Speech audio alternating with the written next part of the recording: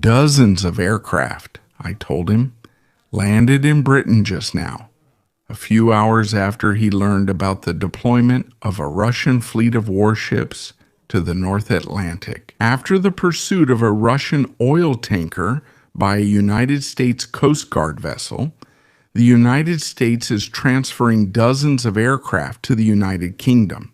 More specifically, and according to recent reports, the United States today deployed 14 C-17 transport planes and 2 attack cargo 130J gunships to their air bases in the United Kingdom. The news was first reported by the well-known newspaper The Times, which, however, could not specify the reason for the deployment of these platforms in the United Kingdom. The article specifically mentions that these aircraft landed in the last hour at 3 different joint United States Air Force bases of Britain within the territory of the United Kingdom. It is quite likely that inside the huge C-17 transport planes, there were MH-60M Black Hawk helicopters of the American Army, or even larger MH-17 transport helicopters. An article specifically mentions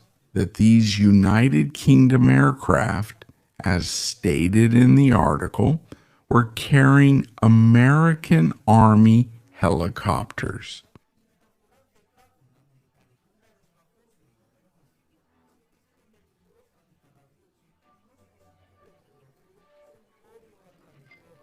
Even bigger. An article specifically mentions that these aircraft landed at 3 airfields. An article specifically mentions joint airfields of the Civil Aviation Authority.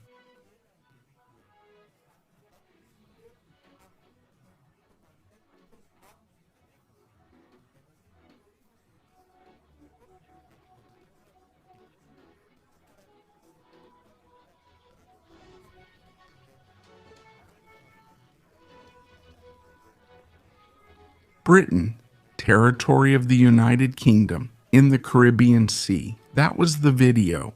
If you liked it, you can subscribe to the channel to get notified about every new video. Don't forget to leave us comments with your opinion.